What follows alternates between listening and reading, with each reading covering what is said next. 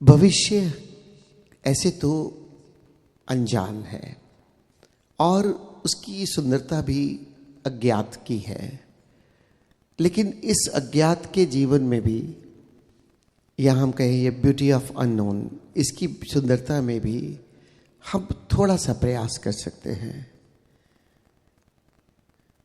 ये जो हमारा जीवन है, ये पास्ट, प्रेजेंट और फ्यूचर तीनों का कॉम्बिनेशन है। पास्ट के एक्सपीरियंसेस को हम अपने सबकॉन्शियस माइंड के अंदर हमारे एकत्रित होते हैं।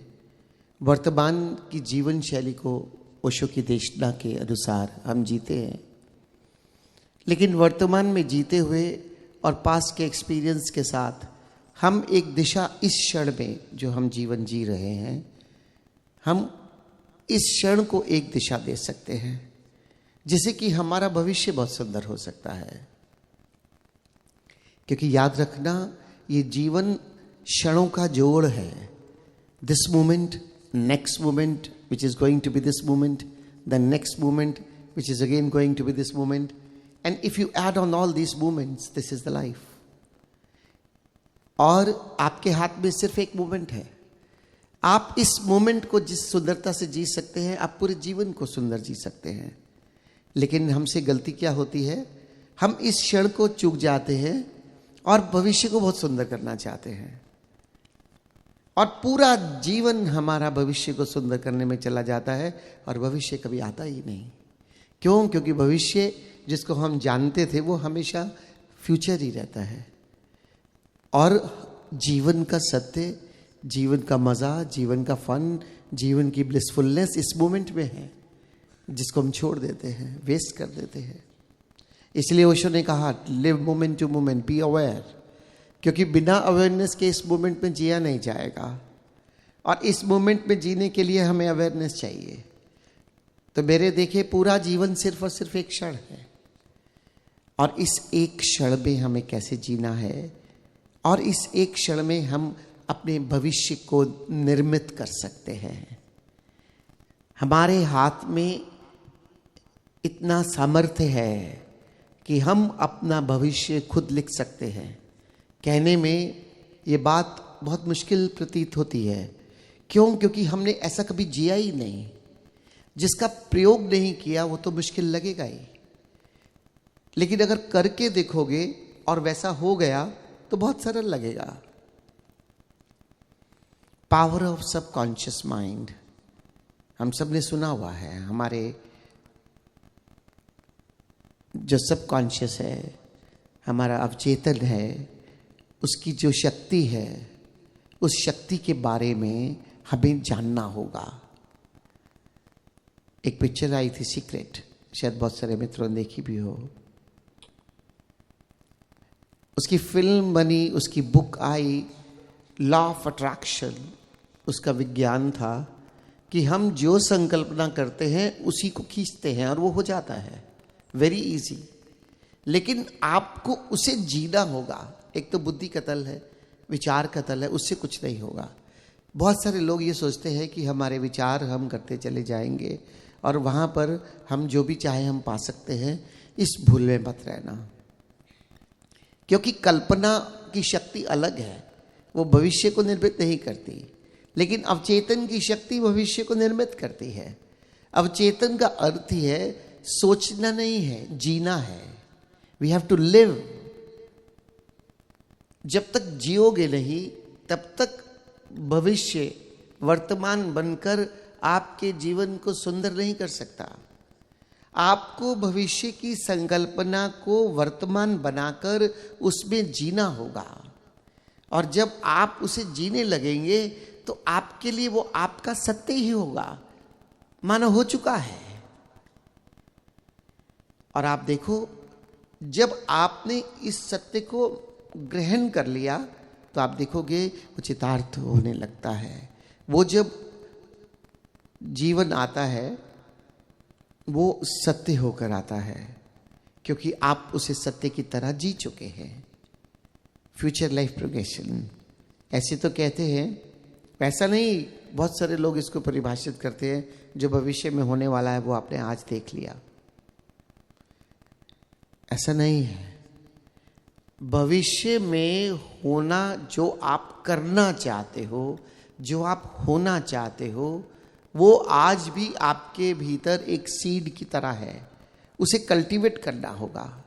एक बीज की शक्ति आपको पता है, एक छोटा सा बीज होता है और वृक्ष भी बनता है और उसमें फल फूल भी लगते हैं और उसी के अंदर अलग अलग तरह के फ्लावर्स, अलग अलग तरह की सुगंध लेने की क्षमता सिर्फ एक बीज में है।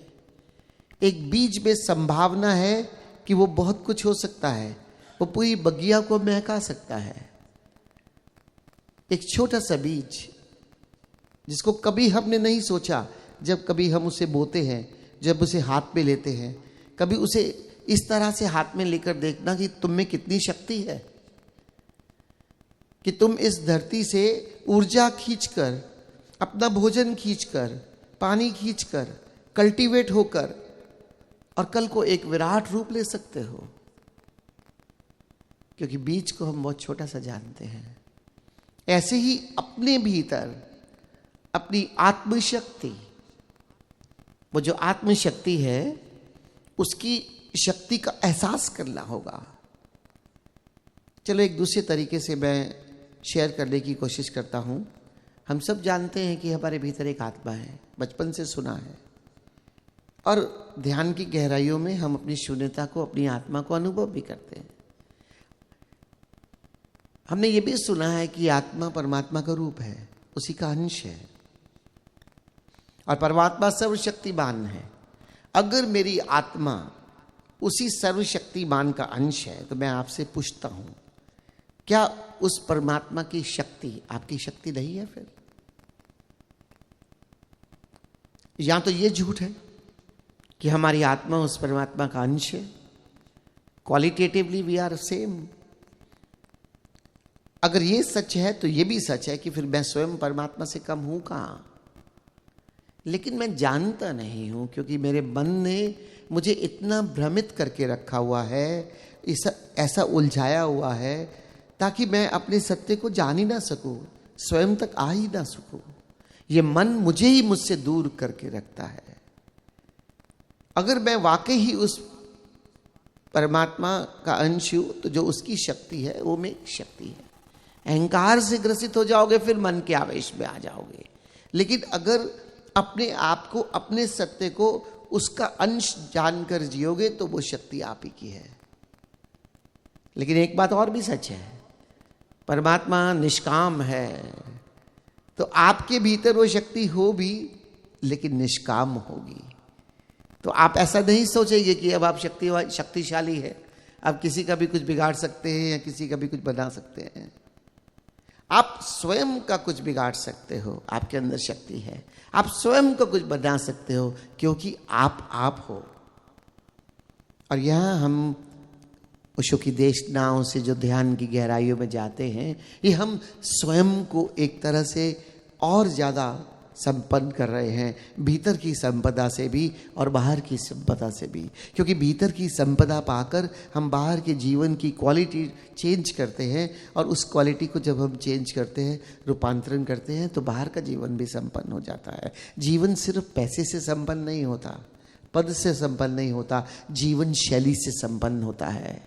वो प्रेम, वो आनंद, वो शांति, वो एहसास, वो आपके भीतर आपका सत्य, वो पॉजिटिविटी, वो आपके जीवन की संपन्नता है। एक बार मेरे एक मित्र ने पूछा कि पैसे क्या है? मैंने कहा पैसा जितना तुमने भोग लिया, खा लिया, पहन लिया, बस वो पैसा है। तुम्हें भोजन चाहिए, उसके लिए उसका साधन है। तुम्हें कपड़े चाहिए, उसके लिए उसका साधन है। तुम अपने जीवन में एक घर चाहते हो, उसके लिए उसका साधन है। इससे ज्यादा क्या है? एक नंबर, एक फिगर। किसी के बैंक में इतने लाख, किसी के बैंक में इतने करोड़, किसी के बैंक में इतने, किसी की इतनी जमीनें। करोगे क्या? जो भोगा वो अपना, जो छूट गया वो किसका कौन जानता है। इसलिए सत्य को जानना पड़ेगा। फ्यूचर को निर्मित करने के लिए पहले सत्य को जानना पड़ेगा और फ्यूचर की संकल्पना को जीना पड़ेगा। लॉ ऑफ अट्रैक्शन का मतलब ही यही है कि जैसा आप जिएंगे वैसा अट्रैक्ट करेंगे। पॉजिटिविटी से जिएंगे, पॉजिटिविटी अट्रैक्ट करेंगे। नेगेटिविटी से जिएंगे, नेगेटिविटी अट्रैक्ट करेंगे। मैं हमेशा कहता हूँ, कुछ चीज़ छोड़ना चाहते हो, छोड़ सकते हो, तो नेगेटिविटी छोड़ो। उस नेगेटिविटी ने तुम्हें बहुत गरीब बनाया है, उस नेगेटिविटी ने तुमसे तुम्हारा सब कुछ छीन लिया है। अगर तुम अपने भीतर एक पॉजिटिव जीवन शैली को उपलब्ध हो जाओ, तो तुम्हारे पास इतना कुछ है कि तुम सोच भी नहीं सकते कि तुम्हारे पास क्या कुछ है। लिव लाइक अ किंग, एक बादशाह की तरह जीवन जियो।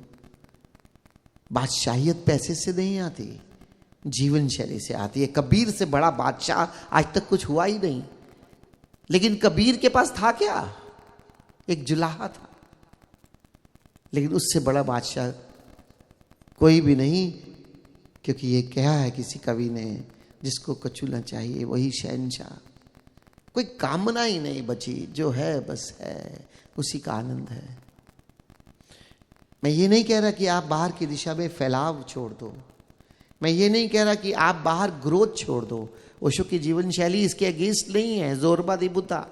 बाहर भी आपने संपन्नता लानी है, भीतर भी संपन्नता लानी है, लेकिन उस संपन्नता लाने का एक तरीका है, जिस तरीके में सुख और शांति और आनंद भरा हुआ है।